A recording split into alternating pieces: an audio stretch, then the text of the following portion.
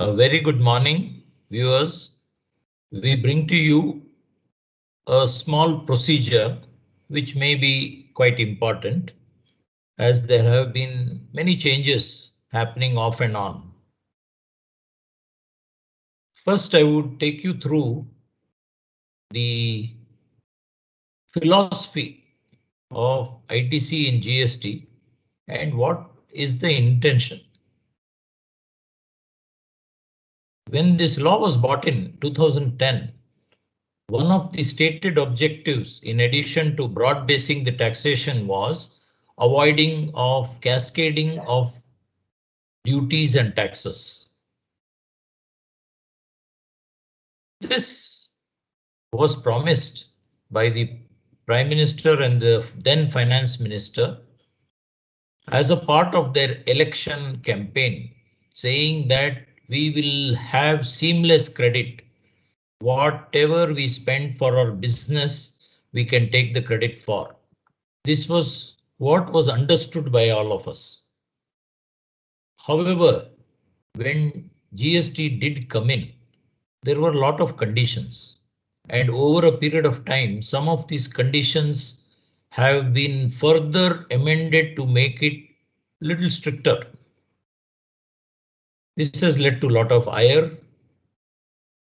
and people felt cheated because what was promised and what came finally was quite different. Of course, once GST came, the service providers could take the credit of the tax paid by the traders, vice versa. And of course, the manufacturers also could take the same benefit. Other than that, GST did not actually bring in too many things, including the non-inclusion of petrol, 5 petroleum products, which is a severe dent in the credit scheme. With GST, which came with the SENVAT credit, which came in the form of Proforma credit, then ModVat credit, then it became SENVAT credit in the erstwhile regimes. Over a period of time, the purpose was made very clear, and there are a number of decisions which indicate that GST ITC could also have to follow, which is that it is a vested right. In the VAT regime, in the erstwhile VAT regime, there were some restrictions, but GST has followed the SENVAT credit, and therefore the restriction would not apply. However, in GST, we find a number of unfair restrictions based on either following of a procedure, and all of us know that now 4 years has gone by and still the possibility of auto credits is not in place. This was supposed to be there in the initial law in 2017 itself, but it is till today not a reality. Therefore, the law says something, the procedure says something else, or the law itself puts a procedure which is not possible to comply. When there are restrictions which have been put in the law, we can only say it's an unfair policy after promising something, not putting it into place. But we have to also remember this entire GST law is a law which is drafted by the executive, which is the CBIC.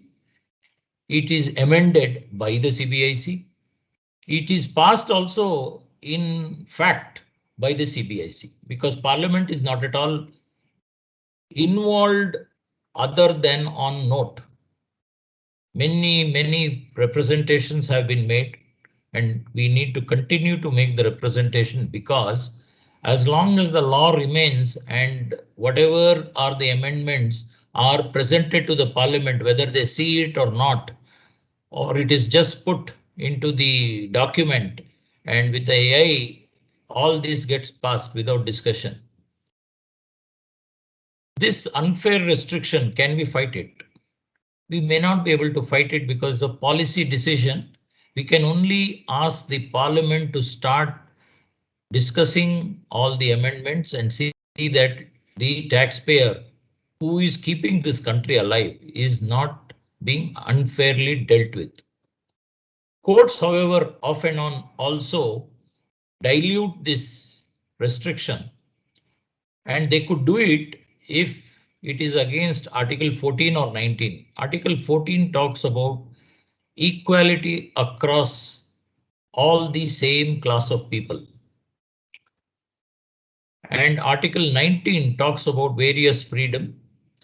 Mainly in this context of ITC, it will be freedom to do business, because the ITC could be as high as 12%, whereas the margin in the business may be 1 or 2% for traders, maybe 3 or 4% for manufacturers, and 10 to 20% for the service providers. It could also interfere when the law arbitrarily puts some impossible conditions. These conditions could be procedural, or it could also be portal issues. These issues Akshay will be explaining a bit later. One aspect we need to remember: rules cannot override the act. They always say a dog should wag its tail. The tail cannot wag the dog. This is not my saying. It's again a Privy Council judge saying. Circulars not in line with law are invalid in law. They were never valid. This is again by a constitutional bench in the Tata Wires case. There are also a number of decisions in the erstwhile regime where beneficial circulars are actually meant to remove the rough edges of the law and also explain the law. But if it is the explanation is beyond the law, then Tata Wires case will come into place. And if it is a beneficial one, then there are a number of decisions which say department cannot take a different view. One important aspect when we look at GST is it's a procedure focused law. So it can protect you, and if you are negligent, you may also lose. This is a very important compliance which all of us need to keep in mind to ensure that we optimize the credit. With this, I will hand over the session to Akshay. Thank you. So in relation to the topic on ITC claim procedure, which has been created from the point of view of a taxpayer who needs to be compliant under GST with in relation to the input tax credit. This has been created for April 2021 onwards. The reason why this is important is there are certain new restrictions, new laws which are being brought in, which are applicable only going forward. There are few statements or few portal accesses which are being enabled, which ideally can be used from April 2021 onwards. And therefore, this article, when being viewed, has to be viewed from a point of view of the ITC claim procedure April 2021 onwards. So to make it in a easy, simple manner and understandable to every common man who may not be well versed with the GST law, we have devised this PPT, and also an article also has been written on this topic, and it has been divided on a stepwise basis. During this article, I may refer to during this video, I may refer to an article which has been posted on the Tax Guru platform. So the link also will be provided in the description below. Please do see if you have any doubts, and email ID also will be provided for any feedback or queries in relation to this video. So coming to step one is in relation to identifying the credits. So in relation to credits under GST, we all know that any credits in relation to business ideally should be eligible.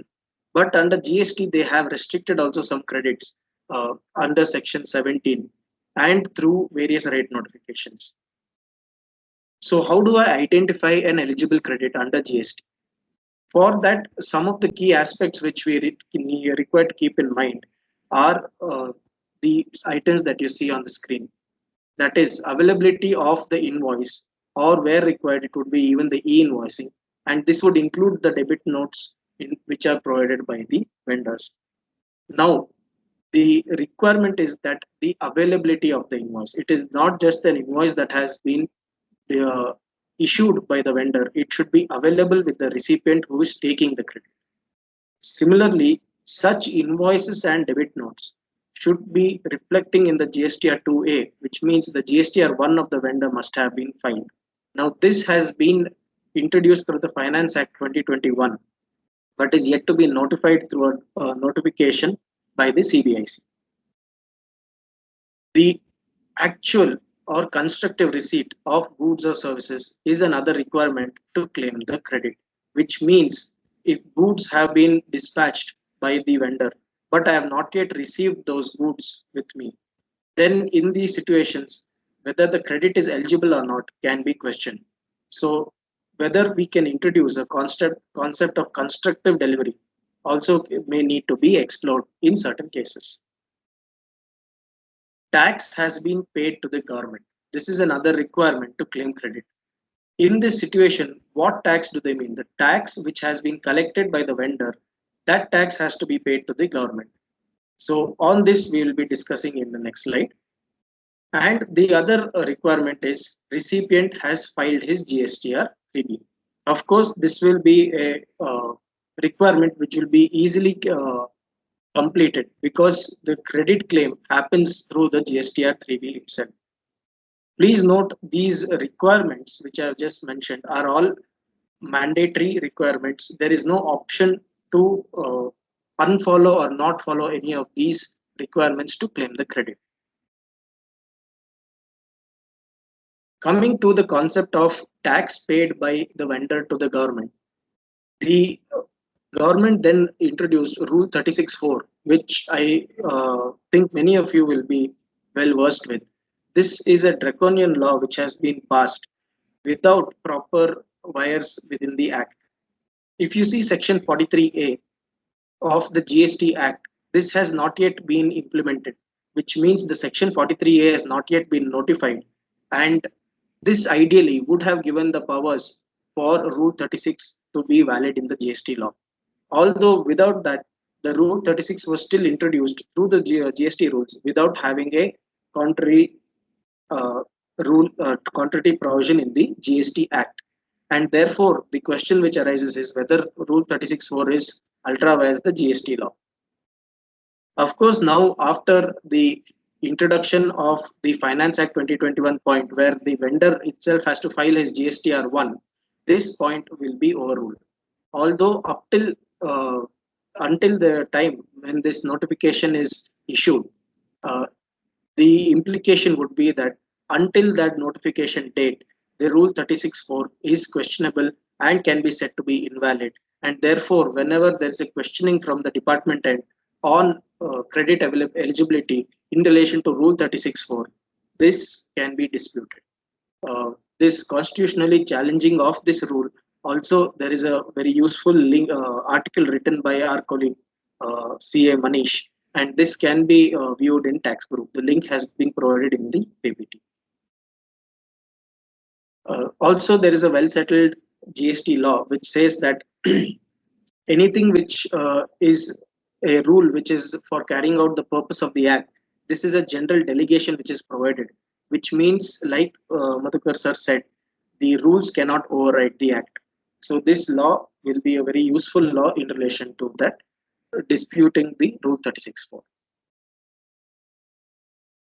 Coming to some of the favorable rulings in relation to ITC eligibility or ITC questioning, there are most of these cases are have been taken from the GST regime itself, and there is only one case law, which is the KK Industries case law, which is from the excise regime. So if you see, the benefit of ITC cannot be denied on account of non-payment by suppliers. So this is a very important case law which can be referred to. Even the Onyx Designs in the Karnataka High Court is under the GST regime. So the one of the legal maxims that they put weight upon is that a law does not compel a man to do which he cannot possibly perform. So this is very important, which confirms the view that what cannot be done by a person, which means I cannot verify that the vendor has paid the tax to the government without there being an infrastructure available through the GST department.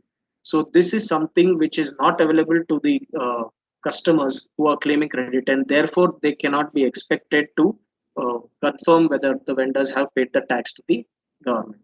If you see, GSTR 1 is only a statement of the outward taxes.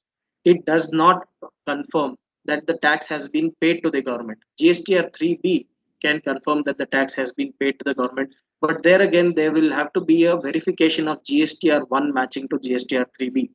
Being a customer, this activity of verifying GSTR 1 and then matching to their GSTR 3B and verifying whether that payment has been made cannot be expected from a recipient for all his vendors. And therefore, the first point is very useful. The second case law is where I claim ITC without utilizing against payment would not be liable for interest.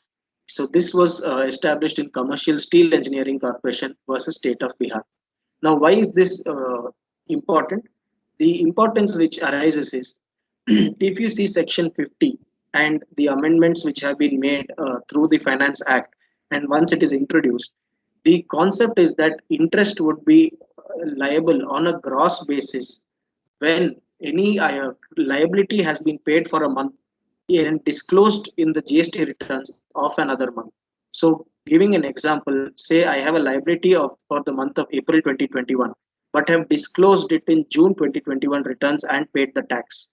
In this situation, for the delay in disclosing, should I pay interest on gross liability or net liability? On the interpretation of Section 51, this will be on a gross liability. But assume that I do have credit balances available from April up to June and it is sufficient to cover my liability. Then would my answer change? In my personal view, yes, the answer would change, and this Patna High Court decision would be relied upon. The next is the interest cannot be levied on gross liability before adjusting ITC. So this is again similar point which has been referred to in the Reflex Industries Madras High Court decision. The similar situation of ITC not being utilized against payment is assume a situation where you have claimed credit in excess or a double credit which has been claimed inadvertently. This again can be reversed if the credit balance was there and interest need not be paid. GSTR 1 amendment allowed after time limit, which is specified under Section 37. This is to enable the credit to the recipient. This was held in the High Court in Madras in Sunday Chemicals. So in this case law, what was useful for the viewers is that even if the GSTR 1 cannot be amended in the GST portal, the information which is there for enabling the credit to the recipient, if it is done in good faith, it should be allowed. And therefore, even though the time limit had passed, the courts allowed them to amend their GSTR 1 to enable the credit to the recipient. This would be a favorable ruling to all those situations wherein there are errors which have been committed or where GSTR 1 was not filed correctly by the vendors. The time limit, of course, under Section 37 is up to September of the following financial year. So if you say for the financial year 2021, September 2021 GSTR 3B due date, which is say 20th presently of October 2021, would be the last date by which GSTR 1 amendments would be allowed under Section 37. So this can be kept in mind to ensure that vendors follow-ups are done well before the time limits. Coming now to step 2. Now we have identified the credits, eligible credits. We have ensured we have satisfied all the conditions under Section 16. And wherever some conditions may not be practically followable, in those situations, we have identified the disputable areas and the favorable rulings.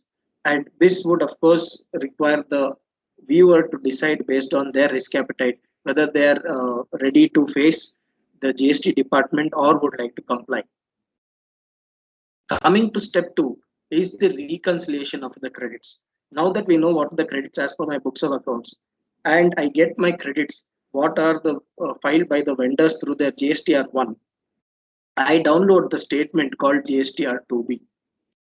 Now, this GSTR2B is different from GSTR2A. GSTR2A is only a statement which is a dynamic statement, which means it keeps on changing as in when the vendors file their returns for that tax period. But GSTR2B is different.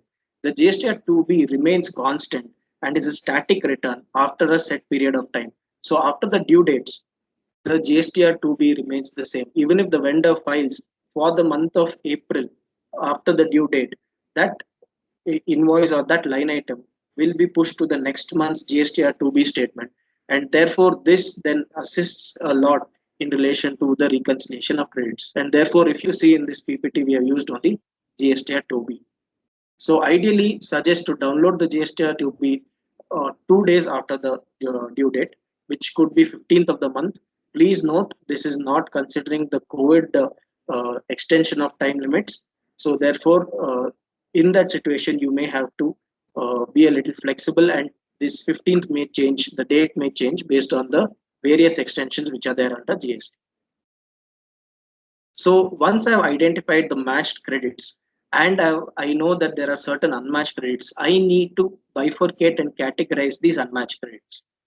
So where the credits are there only in the books of accounts, but not in GSTR2B, I need to categorize that under pending claim upon accounting.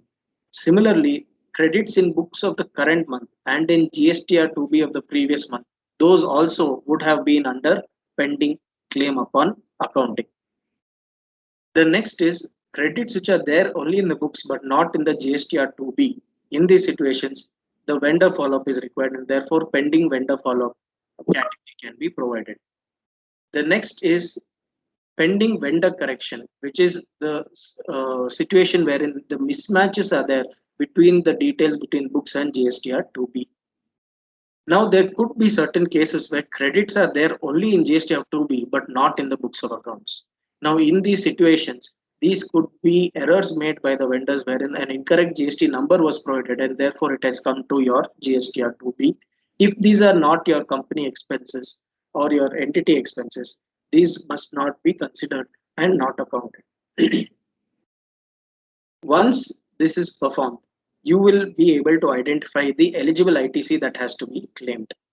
Whatever is pending as per our unmatched bifurcation that has been performed, that has to be identified on a monthly basis and maintained on a year-to-date basis. The year-to-date tracking also has been discussed in the upcoming slides. Coming to our step 2, which is forming part of the reconciliation of credits, is communication with taxpayers. Now, this is a new facility. It has been introduced in the last 6 to 8 months, wherein once you log in into the GST portal under services, under user services, there's an option of communication with taxpayers. So what are the features? It allows you to communicate with your vendors and your recipients. This is very important, with your vendors and your recipients. There is a read and a reply option. The email and SMS will be sent based on these communications to the registered mobile number and registered email ID as per the GST database. Any missing invoices, say your vendor has not uploaded any invoices, that can be added in this through this communication so that he can add it directly in his GSTR1. Presently, there's a limit of 100 notifications for a specific GST number. Even your payment statuses can be updated to your suppliers. Why have they provided this payment status? Because there is a clause in GST wherein 180 days payment clause. If not, payment is not made within 180 days, then credit may need to be reversed. But of course, this payment status is not mandatory to identify these 180 days cases. This is only a provision for communication with taxpayers, which has been provided by the GST department. Now, one of the inherent limitations which arises through this communication is I may need to discuss for the non-payment of by the taxpayer with the operations team or the accounts payable team of the supplier. But the email which goes in the SMS which goes to the registered number and email ID may not be the same persons. So if this is the case, please ensure that also similar communications are sent to the responsible persons in the vendor teams. Now coming to step 3, which is YTD tracking, which is year-to-date tracking. Now, why is this important? The importance which arises is in our step 2, we recognize certain unfetched credits, which are then identified as pending. Now, keeping something pending in a tax period ideally would have to be considered in the subsequent tax periods, as in when there are changes in the books of accounts or there are uploads or amendments by the vendors in their GSTR 1. So what are the YTD ledgers that have to be maintained? Ideally, in my view, 3 ledgers can be maintained. Eligible ITC as per books of accounts, eligible ITC as per GSTR 2B, and ITC claimed in GSTR 3B. Now, please note the eligible ITC as per books of accounts could be easily identified. Eligible ITC as per 2B would be an additional activity which would be required. The ITC claim in GSTR 3B will be after step 2, after reconciling and then identifying the credits to be claimed in the GSTR 3B. Excuse me. Now, using GSTR 2B, this YTD tracking would be very easy. Now, some of the advantages of YTD tracking is that all the pending ITC, whether through the books or GSTR 2B, can be tracked. And this would ensure that you do not lose any credits, and credit can be claimed at the optimum period of time without losing the time restrictions, or there's no time lapse. That means you do not miss out any credit on as a whole. This YTD tracking will also assist in doing a follow-up with your vendors, like we mentioned in the step 2, which is the communication with taxpayers. You would also be able to make your vendor payment decisions, which would also be based on a vendor categorization, which can be covered as a separate vendor management activity, wherein the categorization of vendors is done on a ABC level, where the vendors who are in the category A, who are compliant, need not have any change in the vendor payments. But the unorganized and the persons who are non-compliant under GST, their payments can be made after the items or the invoices are reflecting in your GST R2B. So this would be very useful in your cash flow management and would help in ensuring that the vendors are filing their returns in time. Now coming to step 4. Once we have identified what are the credits after we have reconciled, there could be certain situations which could implicate the ITC reversals. Now, ITC reversals may happen on various fronts. Some of the information which needs to be kept in mind while doing the ITC reversal are retention money in relation to any contract cannot be considered as payable for the purpose of Rule 37. So the 180-day clause which is mentioned, the amount payable would not include retention money, because as per the contract, this retention money will be payable only after at the end of the contract or based on certain conditions. The interest under Rule 37 is specifically provided and it is at 18% per annum. This is an additional item to be kept in mind. The computation for reversal of ITC in relation to Rule 42 and 43, which is when there are any exempt supplies included as per section 17.2 and 17.3. In these situations, the computation which is there for Rule 42, which is in relation to input and input services, and Rule 43, which is in relation to capital goods, are not the same. The Rule 42 also additionally requires an annual recomputation, which is not there for Rule 43. And therefore, when a person does have 2 types of exempt supply and a taxable supply, the computation has to be referred very carefully. Also, in the article, we have given various types of exempt supplies and what all may be covered under the purview of the same in the article. Exempt supply definition is very wide. It includes even non-taxable supplies. And for the purpose of the computation, there are some other additions like the security sales, land and building sales, and these must be considered before computing the reversals under Rule 42 and 43. Please note, whenever there's an excess reversal performed, and the time limits have been passed, there again there may be a limitation to reclaim such credits which have been excessively reversed. Now coming to step 5, which is in relation to the RCM liability and subsequently the RCM credit. Now the requirement under GST is that the credit of under reverse charge can be claimed only after payment. The returns are filed for the same month, and the credits also are eligible in the same month.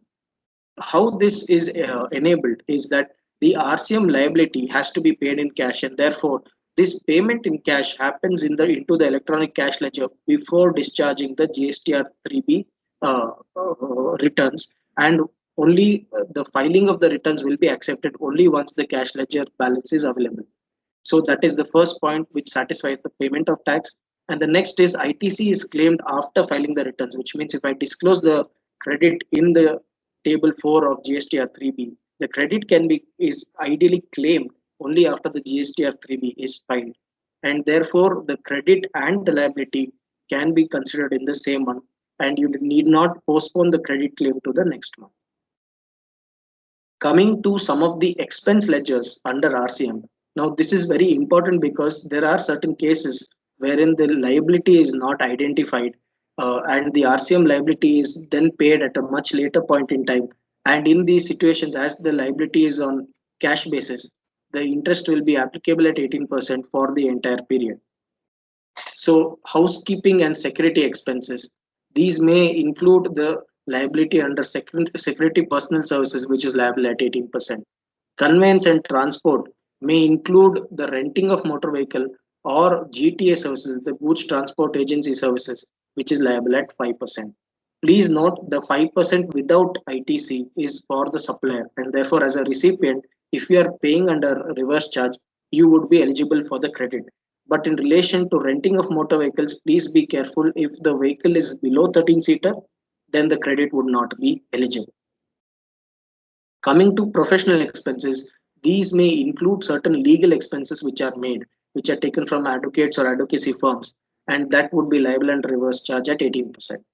Book subscription royalty expenses, these could cover import of services, which may be liable at 12% or 18%, as the case may. Setting fees expenses would include these director remunerations, which would be liable at 18% under reverse charge. So these are just some examples which are there to help identify credits under reverse liability under reverse charge, which then would subsequently would also be eligible under as a credit. Now coming to step 6, which is the newly introduced e-invoice. Why is this coming into a ITC video? The importance is the rule 48.5. The rule 48.5 says that any person who is required to follow e-invoicing provisions is required to provide a tax invoice with IRN, the invoice reference number, and a QR code. Now the consequence is, if this document is not provided by the vendor, the document which does not have IRN and QR code will not be considered as a valid invoice under GST, and therefore the credit for the recipient could be denied. From the 1st April 2021 onwards, all companies having more than 50 crore turnover would require to satisfy these invoicing conditions. Of course, there are certain relaxations which have been provided for certain entities. These relaxations can be viewed online. There are e-invoicing FAQs also which are available in the government portal. Now, as a recipient, how do I ensure that my vendor is compliant under e-invoice? So in my view, there are two ways possible. One is e-invoice portal provides the list of the GSTINs which are generating IRN. There the vendor GST numbers can be searched. Another option is to identify the cases which are not reflecting in this GSTINs about the e-invoice portal, and then obtain the declaration from the vendors that they do not need to follow the e-invoicing provisions. Now, how this would help? This would ensure that you are performing the compliance under GST to the extent possible within the limits of the law. Now, ideally, there should be a provision where the GST portal itself provides that this person is liable or not liable to be compliant under the e-invoicing provisions. But in the event that this is not there, the identification of the vendor e-invoice compliance can be followed. Now, these are the major compliances which we have gone through step 1 to step 6. Coming to the list of eligible credits, list of ineligible credits, generally the common list has been provided in the article, which we'll be providing in the description below. There, in relation to the ineligible credits also, another article was written way back in, I think, April 2019, and that article link also will be provided. In the article, we have also provided tips on the GST ITC, how to account them, how to account ineligible credits.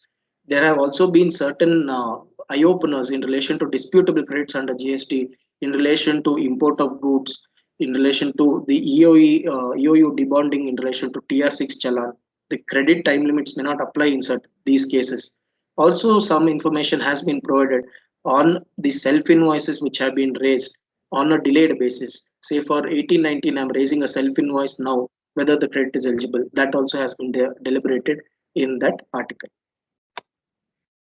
So coming to the utility and what this article would be useful for is, this video helps identify and understand certain steps during the ITC claim procedure.